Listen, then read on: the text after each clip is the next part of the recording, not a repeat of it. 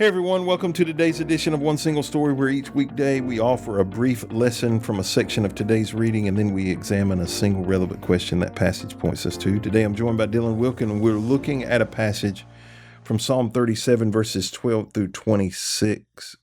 I want to talk today about God being involved in every single detail. The theme of the wicked dwelling in the land. So that's yesterday's lesson. You can go back and listen to it if you haven't. Is still prevalent in the psalm. So beginning in verse 12, the psalmist launches into this vivid description of what the wicked act like. The way the wicked oppress the righteous and the way God protects and provides for the righteous is a repeated pattern that we find in these verses. God is involved in the details of our lives. Verse 21 and verse 26 seem to act like bookends.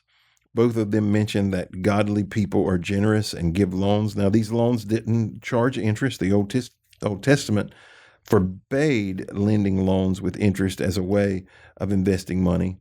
These loans are interest-free. And since the theme of Psalm 37 deals with godly people dwelling in the land, which is a figurative way of saying that they are included in the Abrahamic covenant, the idea that the godly have prospered sufficiently so that they have a surplus and can give loans to others is an important observation. In spite of the fact that the wicked have prospered through their schemes and have persecuted the righteous, even failing to repay loans that were given to them, you can see that in verse 21. This psalm is promising that God will so provide for his people that they will experience a surplus. In between the two bookends of verse 21 and 26, we find yet another indication that God is involved in the minute details of a righteous person's life.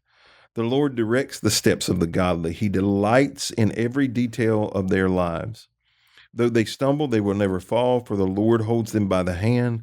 Once I was young, and now I am old, yet I have never seen the godly abandoned or their children begging for bread. So consider some of the implications these verses offer. When God is involved in the details, it is still possible to stumble. God's involvement is not an indication that life will be smooth or that people will live perfectly.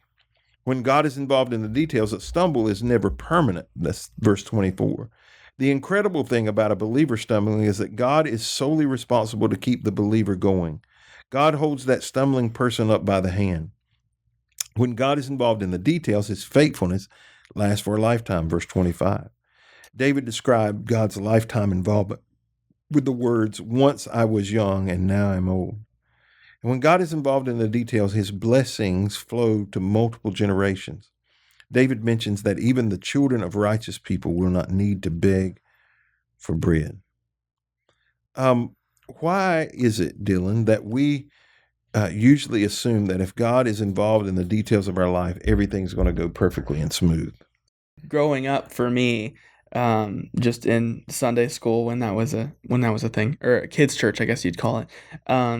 The One of the biggest things that was always taught is, everything's going to be all sunshine and rainbows. I don't know. I feel like I was always taught that. That's what was, given to us kids. And so that's what I grew up on, was that stance. Now I learned pretty quickly through life experiences that that's not the truth.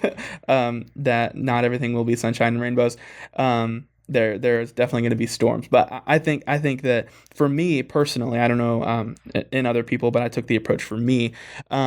It was based on what I was taught growing up. Was everything's going to be great. We're all gonna have a nice, fun, dandy life, when Jesus is right in the center of it, which definitely isn't true. We go through seasons, we go through storms. There might even be hurricanes. To us, here on the coast, we might even have Cat 5s that might hit us. But we know through it all that we will come out and see a brighter day. But that doesn't mean it's going to be fine all the way through. That definitely doesn't mean it's going to be fine all the way through.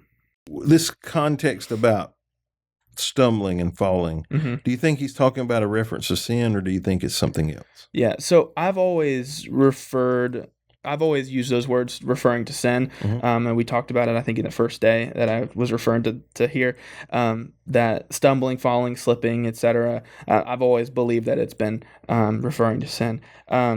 I believe now that it more represents the hardships and situations that we go through, stumbling and falling into those things. Now, this passage is is all about talking about the wicked and being, jealous of the wicked for they're prospering when you might not feel like you are.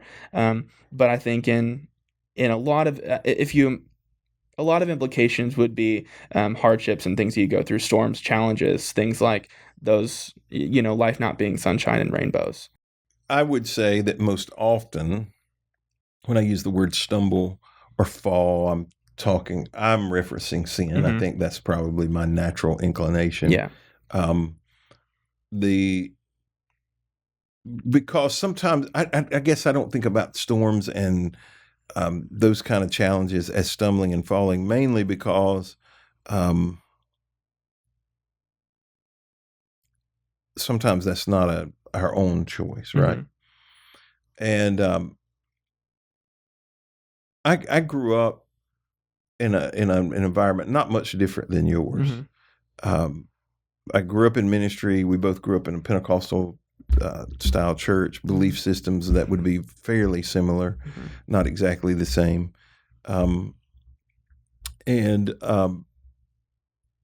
even the stumbling piece would have been disqualifying sins, Mm-hmm. right? You're either saved or you're not, and Mm-hmm. people stumbled and fell and they weren't saved. Mm-hmm. Over time, um, that view has changed. We've had plenty of conversations on these podcasts. I don't believe God's grace is that flimsy. Mm-hmm. I've never been convinced yet that you can't walk away from your salvation. Like Mm-hmm. if you get to choose in, you Mm-hmm. should be able to choose out. Mm-hmm. Not you got to stay. Yeah. That's kind of where I land. But I don't Yeah. believe God's grace is that flimsy. And the example that I give with that is my grandfather was a farmer. He was a sharecropper would be the technical term. So he didn't own much land. He used um, somebody else's land, rented it, and gave parts of the profits he shared with the landowner, his profits. And I would go out in the field with him lots of times. And some crops, the field is flat, but most everything is done in rows that he raised. He raised a lot of collards, produce. He raised a lot of produce, and most of the produce is done with rows. Mm-hmm. So you'll have a hill and a valley, a hill and a valley, a hill and a valley. Mm-hmm. And if one particular instance, I remember going across those hills, out across the field and tripping and stumbling a couple of times. Mm-hmm. And I was holding on to his hand, Mm-hmm. and when I would trip and stumble, I'd fall flat on my face, Mm-hmm. in the dirt. And after a couple of times of doing that, he changed that situation. Mm-hmm. Instead of me holding his hand, he held my hand. Mm-hmm. And when we would walk, I still stumbled because I was a little guy, Mm-hmm. 5, 6 years old, maybe younger than that. Now that I think about it, Mm-hmm. probably was, maybe 3 or 4. I would stumble, but because he was holding my hand, I didn't fall. Mm-hmm. And I think that there has to be some trust in God that He is holding us even when we do stumble. Mm-hmm. Now, do I think we can make choices to say, don't hold my hand anymore, whatever, how we want to see it? Yeah. That's a different story. But that's how I've always described, in my older years, how I've just thought through it. Yeah. If He's holding my hand, I may stumble, but I'm not going to fall. Mm-hmm. He's going to, my feet may get out from under me, but my face isn't going to plant. Yeah. And I think that's one of the things we have to do. And in those moments, then we have to work to get our feet back under us, right? Whether it's sin or a trial or a valley or a difficulty that we're going through, ever what the situation is, we've got to work to get our feet back under us, but we don't immediately fall on our face. So that's how I see it. I agree. It's like Peter in the when he got out of the boat, same idea. Right. Where he was stumbling, he was falling. He turned his sights away from Jesus, and all Jesus said was, "Grab my hand," and that's all he had to do. Well, thank you for joining us today on this edition of One Single Story. We hope you'll be back with us tomorrow as we continue a conversation around the book of Psalms.